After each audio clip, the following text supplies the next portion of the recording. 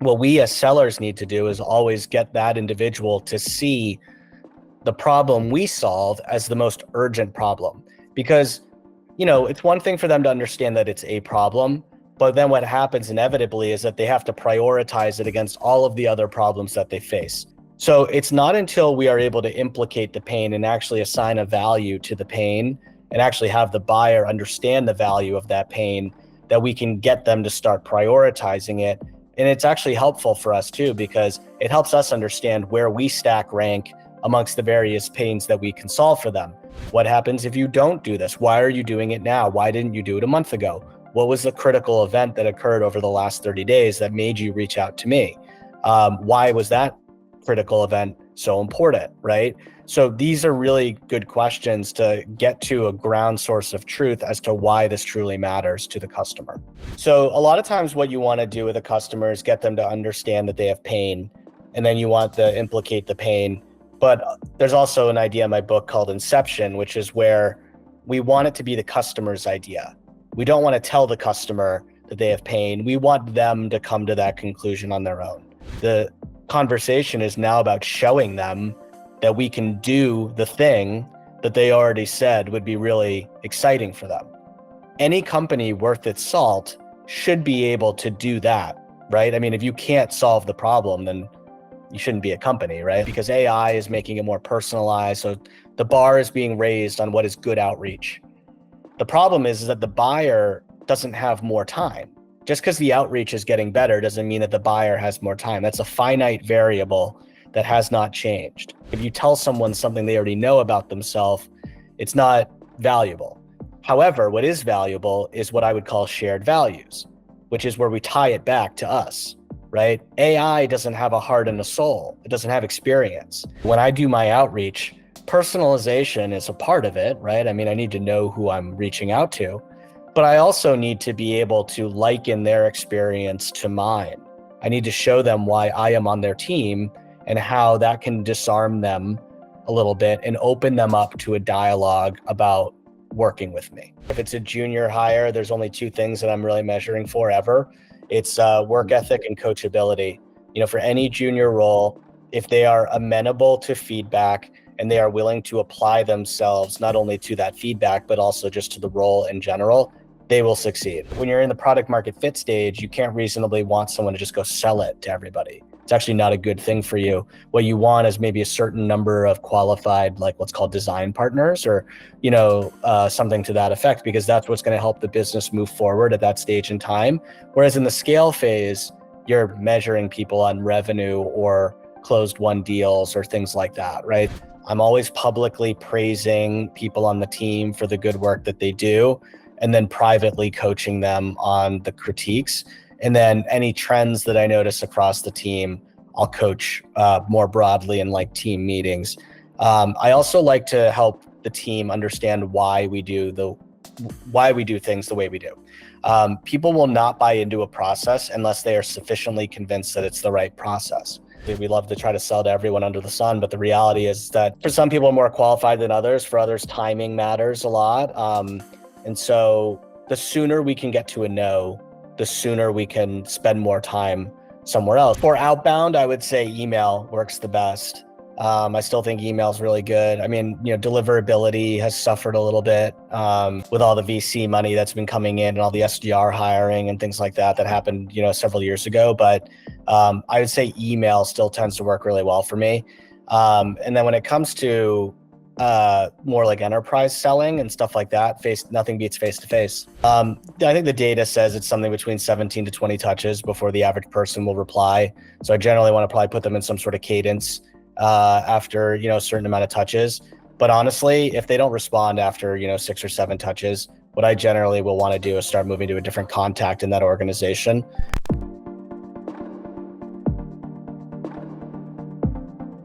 Okay, so Jeff, let's get started. Jeff, what are you up to? Sure. Well, thank you for having me. I appreciate it. My name is Jeff Kirchik. I'm the VP of Sales at a company called Allwhere. It's a seed stage startup based out of New York City. We've got a team of about 35 people, and my team is 7 sales folks. And we are focused on helping remote and hybrid workforces, helping them get their equipment with the logistics of supporting their remote and hybrid employees. So that's what I've been doing for the last almost 6 months now. Okay, that's awesome.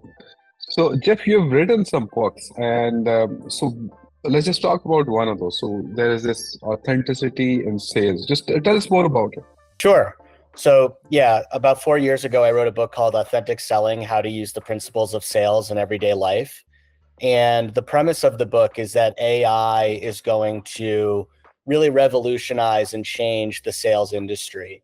At that time, it was believed that AI and automation would really come for blue collar jobs. So Andrew Yang, for example, was a presidential candidate at the time running for president, and he was talking a lot about how there would be self-driving vehicles and how the trucking industry was going to change and it was going to kill a lot of trucking jobs as a way of example.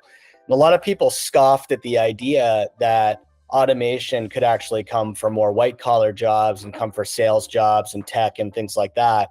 And so when I wrote the book, there was a lot of skepticism about, whether I was exaggerating or things like that. And my belief was that in a world of AI, it was going to be more important than ever for humans to lean into what makes them human, which is their authenticity. And not only for the sake of keeping their job and kind of doing what you can that AI cannot do, but also just being cognizant of a new reality, and that when in a world of automation, the customer will have more access to information and the role of the seller will evolve. And so that was the premise of the book. I decided that I'd try to help people lean into this idea of an authentic persona.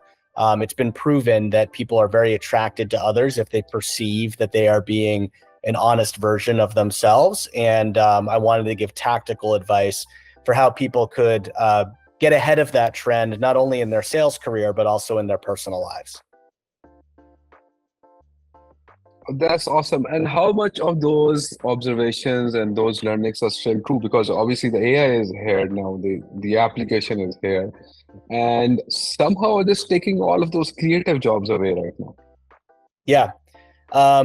Yeah, it's starting to take, a lot of different responsibilities away. I mean, if you look at the SDR job is one that gets talked about a lot, for lead generation.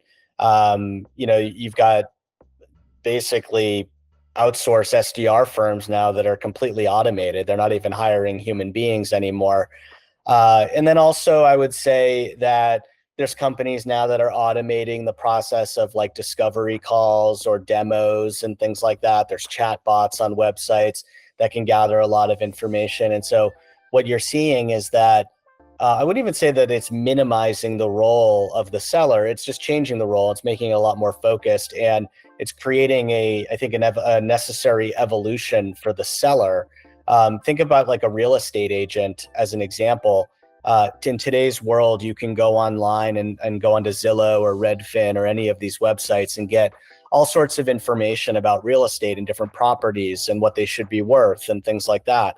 And so the broker, what does the broker do now besides, let you in the house and let you see it? Well, the answer is actually their job has evolved. They have to be very knowledgeable about the neighborhood specific trends. They have to be able to find you comparable homes that have sold nearby and try to understand what's a reasonable value or assessment of the home, or maybe little things that you might not be thinking about, like the fact that there's train tracks not too far away, and then it might be loud at certain parts of the day. So their job is to provide a different type of value than what they were responsible for, 15 to 20 years ago. The same is true now for the seller, right? Like in the world where all this information is at your fingertips, the seller now has to have a lot more focused job. They might not be running some of the simpler discovery calls. Maybe that information is being gathered by some sort of machine, but the person has to really lean into providing value elsewhere in the sales process.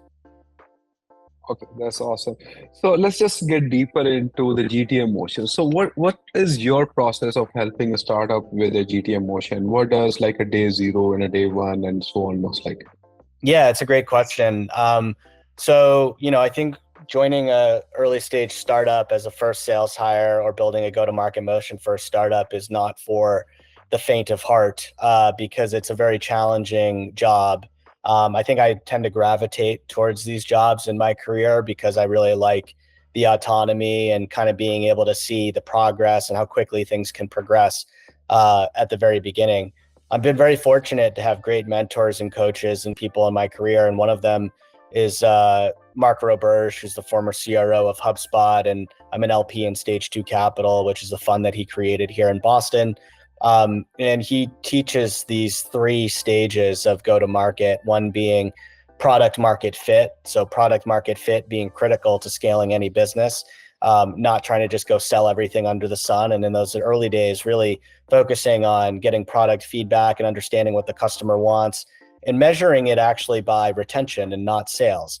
You can't scale a business if you don't have retention of that customer. So we look at product market fit through the lens of retention, then go to market fit, which is going out to the market and selling and trying to build the proper unit economics that allow you to scale. Unit economics meaning for every dollar I spend, I'm going to get, $3 to $5 back, let's say. And typically that's the ratio that people will use when they want to start scaling a business.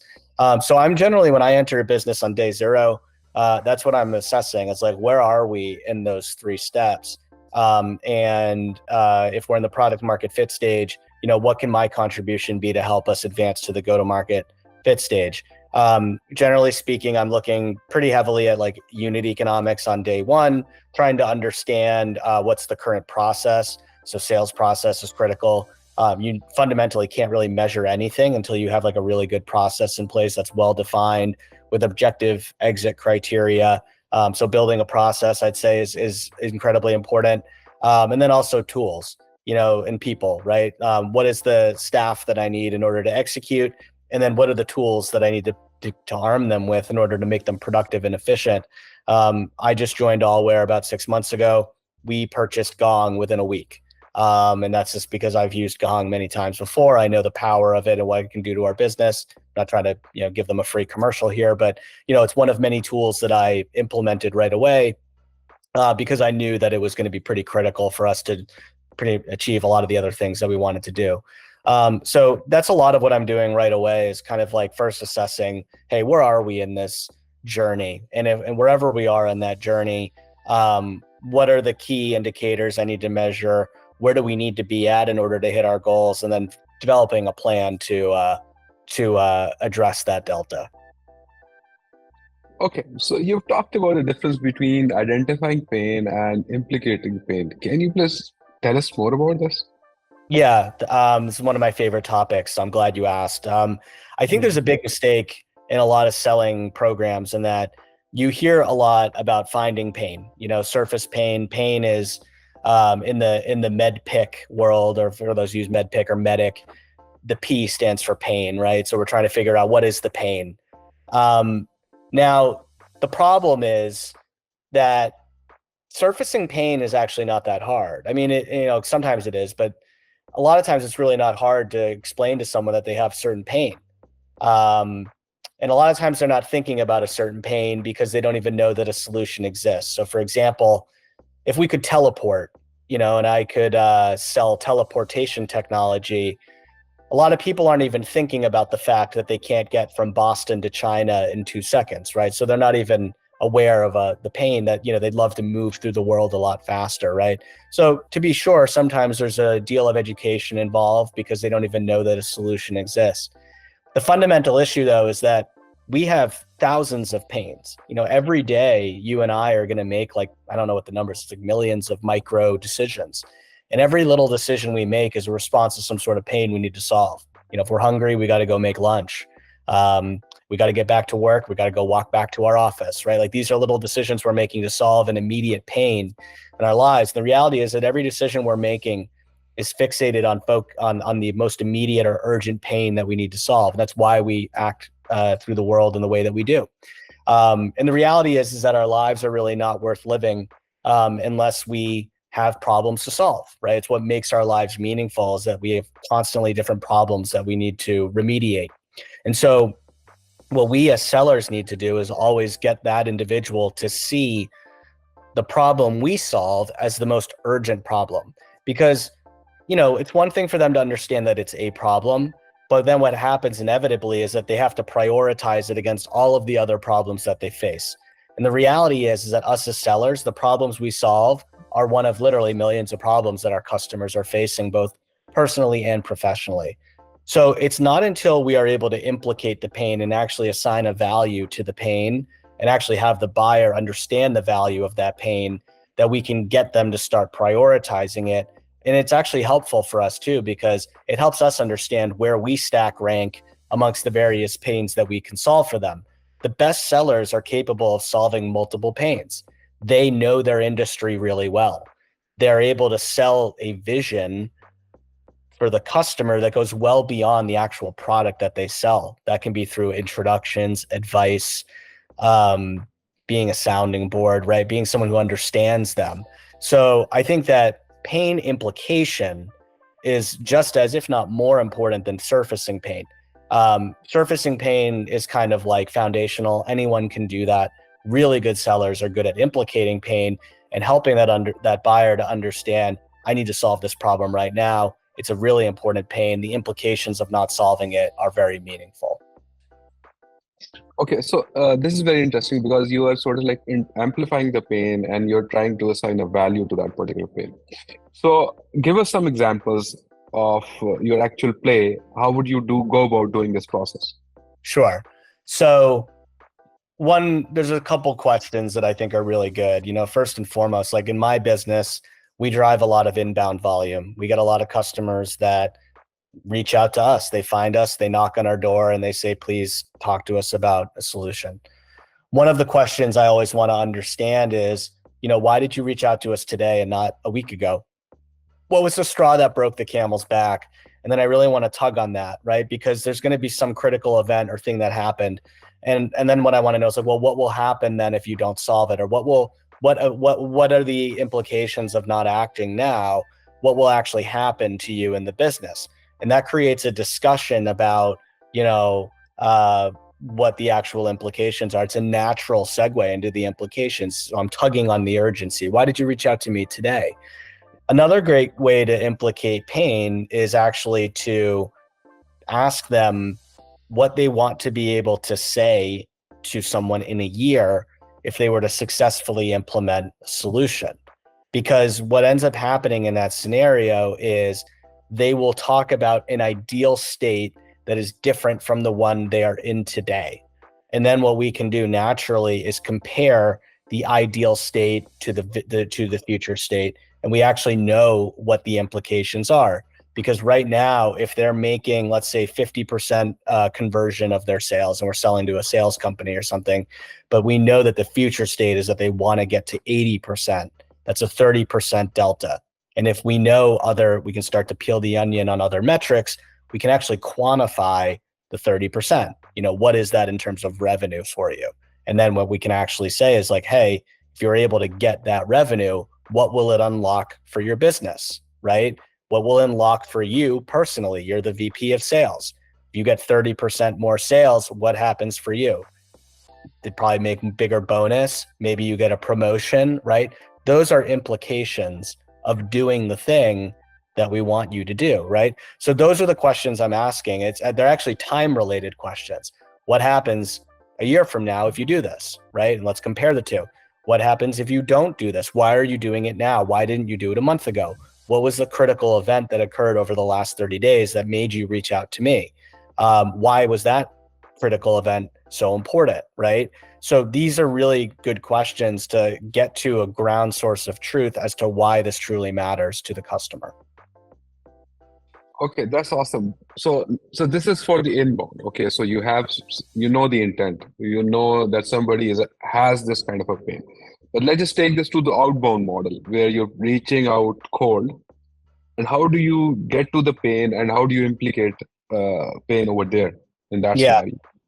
So there's a method that I talk about in my book. It's called getting the yes before the yes. And so a lot of times what you want to do with a customer is get them to understand that they have pain, and then you want to implicate the pain. But there's also an idea in my book called Inception, which is where we want it to be the customer's idea. We don't want to tell the customer that they have pain. We want them to come to that conclusion on their own. And so one way for us to do that is to actually ask them a question, which is to say, hey, Mr. or Mrs. Customer, hypothetically, you've explained this problem that you're facing, or this world that you live in. Hypothetically, if you lived in a different world where, these three variables are changed in this way, yes or no, would that be exciting for you? And would it be exciting enough that you would drop everything you're doing and focus on it? And again, this is a great question, because if they say no, it's not the worst thing in the world, because if they say no, it means that we still have work to do, right? Like, they're not aligned to the fact that this is that this future state is actually that important to them. And we should probably seek to understand why that is before we advance the conversation. It's actually quite possible that we're wasting time with that customer in that scenario. So it actually can be a good thing, because we can save ourselves from spending too much time with an unqualified customer. On the flip side, if they say yes, they've basically stated to us that they do have pain and that the implications are massive, because we presented them an alternative universe or an alternative scenario that they already admitted they would drop everything and try to, run towards if afforded an opportunity to do so. This is if they do say yes, they've now actually told us in so many words that solving this problem is the most important thing they could possibly do. What it does is it actually shifts the onus of the conversation. The conversation is no longer about implicating their pain. They've already admitted it. The conversation is now about showing them that we can do the thing that they already said would be really exciting for them. Any company worth its salt should be able to do that, right? I mean, if you can't solve the problem, then you shouldn't be a company, right? Like, you should be able to solve the problem. You should be able to demonstrate that you solve the problem. That's the easy part of sales. The hard part is the part we just talked about, is alignment from the customer that dropping everything and solving it would be a top priority. Okay, that's awesome. And you've also talked about the fact that the days of personalization are dead. Why is that? Sure. So all the LinkedIn go-to-market lead generation gurus talk about personalization all the time. And I really think they're missing the mark. And I've been beating this drum for quite a long time. The reality is that in the world of AI, personalization is table stakes. It's not hard these days to find information about an individual, scraping the internet and personalizing an email to that person about them. And so if you want to get through, let's keep in mind, like, the content is getting better, right? Because AI is making it more personalized. So the bar is being raised on what is good outreach. The problem is that the buyer doesn't have more time. Just because the outreach is getting better doesn't mean that the buyer has more time. That's a finite variable that has not changed. So what needs to happen is, that means on the sell side, you need to be doing something different if you want to stand out from the crowd. It is my opinion that personalizing is not relevant or important to the buyer, because all it does is prove to them that you're, in theory, like, not mass emailing them, but it doesn't actually do anything for them. Like, if, I'll give you an example. I had a bot email me about my book. It said, Jeff, I bought a copy of your book. I loved it. And then wanted to sell me some service. I knew it was a fake email or like a bot. And I asked the bot, what was your favorite chapter of the book? And it didn't know what to say. It gave me like a mealy-mouthed answer. And of course, all this did was actually like made me view less of this brand, right? And so the thing is that telling me that I wrote a book isn't news to me, right? Like, if you tell someone something they already know about themselves, it's not valuable.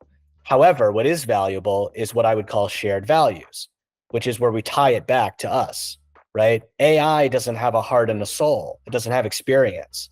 So AI can't talk to you, can't talk to a University of Michigan alum about going to a Michigan football game and how exciting that was and what their favorite part of the game was. That's something that happens on a personal level. People are very tribal. people are, and by the way, this is not a good thing, but people really value association with people that are similar to them. It causes a lot of problems in our world, unfortunately. All conflicts and wars and things like this generally occur due to differences in values. But people care very much about shared values because we have a preservationist instinct. Cavemen worked in like packs because they wanted to be with people for the sake of protecting themselves. So this instinct, this tribal instinct we have, it's hardwired in our DNA. And so I'm taking off my sales hat and I'm just putting on my, evolutionary biology hat, and I'm just being realistic about the way people operate. They care about working with people that they think are like them. So when I do my outreach, personalization is a part of it, right? I mean, I need to know who I'm reaching out to, but I also need to be able to liken their experience to mine. I need to show them why I am on their team and how that can disarm them a little bit and open them up to a dialogue about working with me.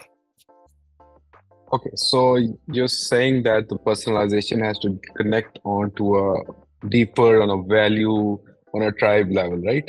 And Correct. then you take it to the pain points, and that's where your pain and pain implication, everything comes in, right? Correct. Okay.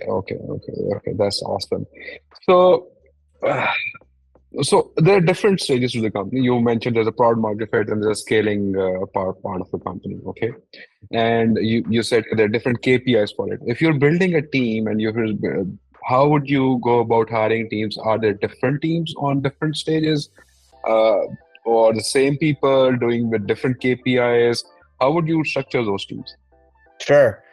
Yeah, it's a great question. I mean, generally speaking, there's two ways that I'm looking at this. One is through the lens of the company's values, and then the other is through the lens of the actual skill sets to accomplish the goals. So in most businesses, you're going to have a core set of values, and you're going to have a way that you measure against those values and attributes that you're looking for, really for any employee across the business. And those can be working values, but they can also be cultural values as well. And so you're generally going to have some sort of scorecard that's used kind of across the company.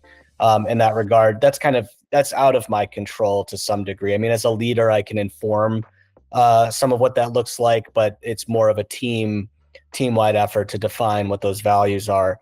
On more of a team level is where I think I have a little more leeway in making the assessment. And generally speaking, I'm looking at certain core competencies that are desirable at each level of the business. So to give you an example, there's one question that I ask where I actually would prefer a different answer depending on the role.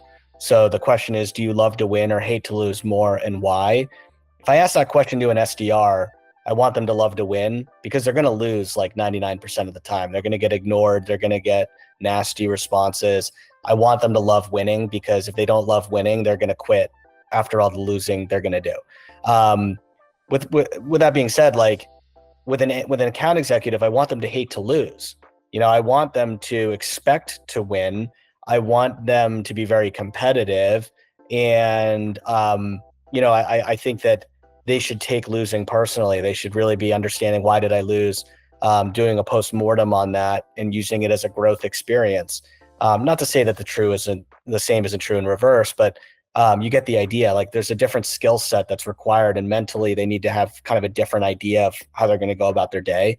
So I'd say that, I'm generally thinking of the questions I can ask that help me measure the attributes that I'm looking for. Okay, that's awesome. So in terms of, okay, let's just talk about the attributes. What attributes are you looking for? There's a curiosity is there, maybe some killer brand is there. What are you looking for in those sales hires? Yeah. So again, really depends on the type of hire. If it's a junior hire, there's only two things that I'm really measuring for ever. It's work ethic and coachability. For any junior role, if they are amenable to feedback and they are willing to apply themselves not only to that feedback, but also just to the role in general, they will succeed. 100% of the time, if someone has those two things, they will get better. And even if they're not good right out of the gate, they have the right tools to get there, they will succeed. Now in more senior roles, it again kind of depends on the type of sale that we're doing, because even within my business, I have some very transactional types of sales, and then I also have more nuanced and complex sales, and there's kind of a different skill set required in both of those kind of types of our business. In the transactional environment, I just really need people that are organized, have really good attention to detail, just very dependable, reliable, right? Like I just need them to not drop balls. Whereas with the more nuanced sales, I kind of need experience there. I need someone who actually understands how to work within a process, someone who's maybe almost a little bit paranoid in some ways, because they're thinking about all the things that could negatively impact their deal. So I might be looking for some sort of and I sound like I'm joking, but almost like an obsession compulsive type of disorder, in a way. Like I actually kind of want them to be a little bit very attentive to conversational detail, and things like that, right? So not just like updating Salesforce or HubSpot or something like that, but actually listening well beyond what someone's saying at the surface level, and understanding what do they really mean by what they're saying. Someone who's got a paranoia about that, and actually may ask for clarification over and over again to make sure that they're really getting to the root of the customer issue. So again, like I'm just trying to segment based on what's needed to make that role successful. What are the skill sets, and then how do I measure them? Okay, awesome. So you've sort of like hired those people, and what are the KPIs or comp plan that you go with?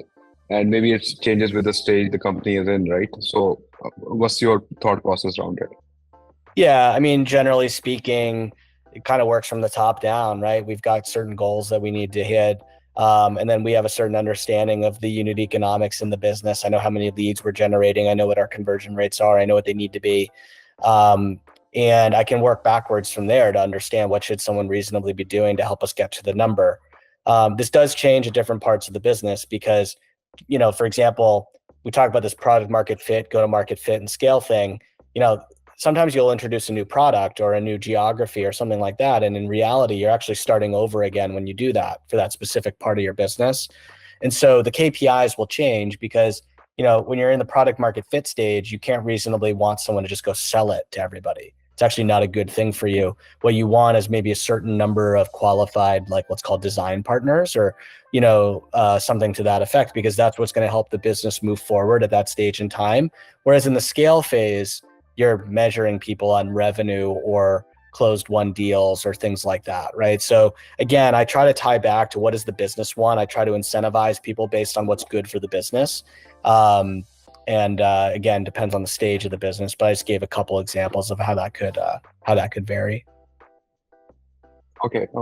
So, and in terms of training and upskilling your resources, what's your sort of like way of going about? Yeah. So I like to be very hands off with the people I manage generally. I'm a big believer in autonomy.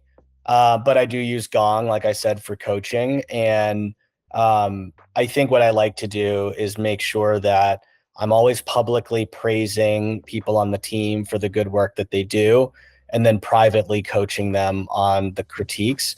And then any trends that I notice across the team, I'll coach more broadly in like team meetings. I also like to help the team understand why we do things the way we do. People will not buy into a process unless they are sufficiently convinced that it's the right process. And so what needs to happen is there needs to be alignment amongst the team as to like why something's happening. A lot of times leaders just tell you to do this thing or that thing, and there's no explanation as to why, and people are left to guess. And if they don't like the process, they'll start gossiping about it and things like that. So I want people to understand the rationale for why we do things the way we do. I want them to be able to challenge it in a public forum. And I like being able to defend those ideas in group settings, so that we as a team are all kind of like holding hands on why we're doing things the way we are. I think also like your process may change in certain ways based off of things that you're hearing on the ground. And I think it's empowering for people when they can see that, others on the team are giving feedback that is actually being implemented, right? You need to be open-minded as a leader, and understand that things will change as you evolve, and that your best source of information are the ones who are on the street doing the hard work. So, I like to lead by example in that regard. But at the same time, if we know something works, right, we've demonstrated something works, it's also important for people to understand why it's important for them to follow it, right? So those are the things that I'm thinking about with regards to that question. Okay, and why do you believe a no is better than a maybe? Great question. As long as you're sitting in what I call maybe land, you're spending a lot of time with someone that you could be spending somewhere else. There's this idea in sales that we love to try to sell to everyone under the sun, but the reality is that for some people more qualified than others, for others, timing matters a lot.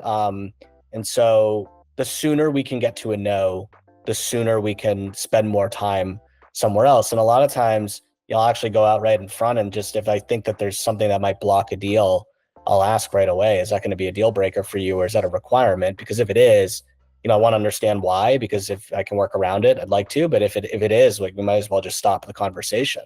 There's a good reason why it's a deal breaker or requirement for them and we can't deliver. Let's just let's move on, right? That's better for everybody. So I actually try to get, I sound counterintuitive, but I actually try to get the customer to say no to me early in the conversation if I can, because a no allows me to focus where I should be focused. Okay, and how has obviously you talked about AI and you've written about it, and so have you incorporated AI into your workflows, and how does it look like? Yeah. So I have incorporated AI into our workflows. We do a lot of automation around video messaging, for example. We're starting to do some automation with our outreach, like our cold outbound. We also use an outsourced SDR firm that is purely AI, which has been going really, really well. It's a company called StoryGen. They've been doing a really, really good job for us. So yeah, I mean, we've been doing a lot of that type of stuff. And I'd say those are probably the biggest things that we've implemented so far. Okay. So you've written this new book, which is How Boys Learn. What's the theme or topic of that? Is it Yeah, related to sales, or is it some other direction? no, it's not. It's a little far afield of sales. It's actually a work of Hmm. short stories. So I wrote some short Okay. fiction. Um, Hmm. and yeah, unfortunately not really sales related, but it is, if people like short stories, they might want to check it out. Oh, okay. I just thought. Okay. So, what stack would you give for would you like to have for any sales team to be there, like in terms of RevOps and all of those? So, just can you please tell us more about that? Sure. Yeah, I mean, it's always going to be case dependent, but we use HubSpot CRM here, which is great. I've used Salesforce as well. I think it's wonderful. We use ZoomInfo for data. I feel like ZoomInfo is always just the best data partner out there, and they've really built out a really solid product in terms of the full suite that they offer now. Along those lines, we use Gong. We don't use ZoomInfo's Chorus tool, but I also think I think they're both great tools. Avoma is another conversational intelligence tool that's out there that I think is great. We also are using LinkedIn Sales Navigator. I think that's just really foundational for list building. We also just started using a tool called Curation AI, which allows us to basically, it's kind of like using generative AI. We can kind of just ask questions to a bot and build curated lists of good customers. A tool called Ocean.io helps us find good fit customers. And then, yeah, I also, we're looking at a tool called Humantic, which does personality data, helps us understand how to speak to the customer. So yeah, all sorts of different things that are out there. It's really cool how much evolution there's been in the space. There's some really, really neat technology that's available these days.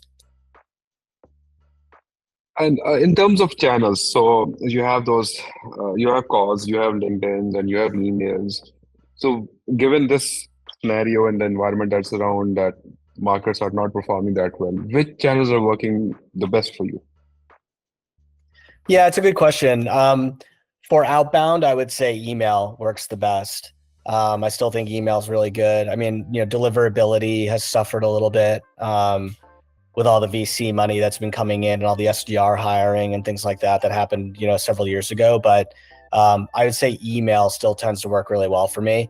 And then when it comes to more like enterprise selling and stuff like that, nothing beats face-to-face. I still believe you got to go out. I mean, at Nextcaller, a company that I led to an exit, every single customer we signed, I had met face-to-face at least like 5 times. And so I think that that's just critically important. I know it's old school, but the face-to-face interaction, again, is a way to stand out in a world where everyone's doing Zoom calls. Showing up at their office is actually even more impactful than it used to be. Okay, so do you believe that with this AI and personalization and automation, maybe this human value will actually increase? This face-to-face sales will be sort of like will come back?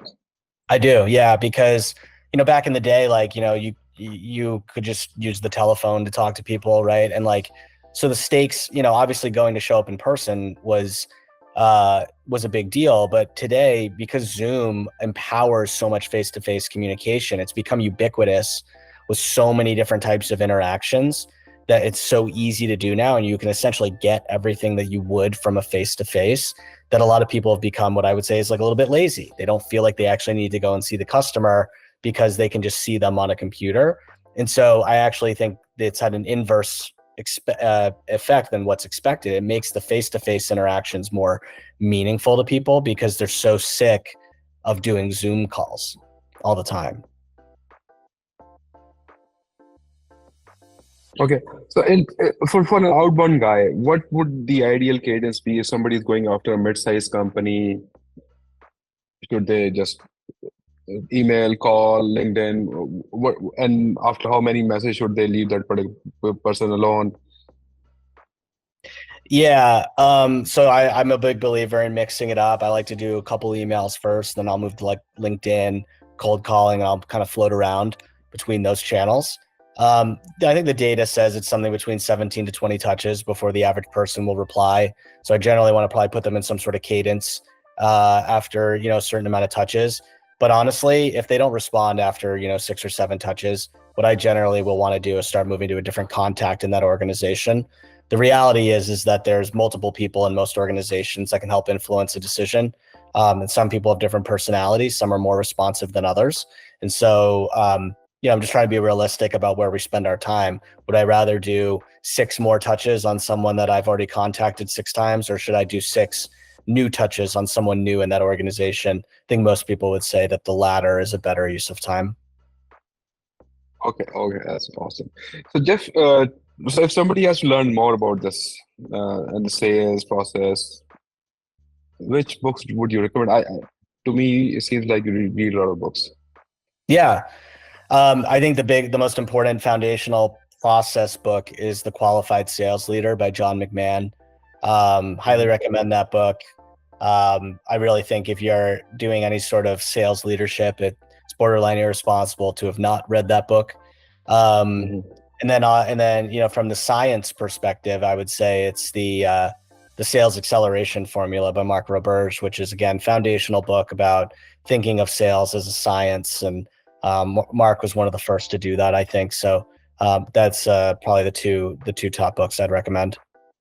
Okay, awesome. So Jeff, did I miss anything? Do you want to add anything? No, I mean, these were all great questions. I would just encourage people to lean into being themselves, present an honest version of yourself, treat the customer like a good friend. I think karma comes back to people in a positive way. So those would be my parting thoughts. I truly enjoyed our conversation. It was just like really awesome. Very, very insightful. Thank you. Yeah, I appreciate it. Thanks for the time. I'll look out for the email, and I hope you have a great rest of the week. All right. Have a nice day. Bye-bye.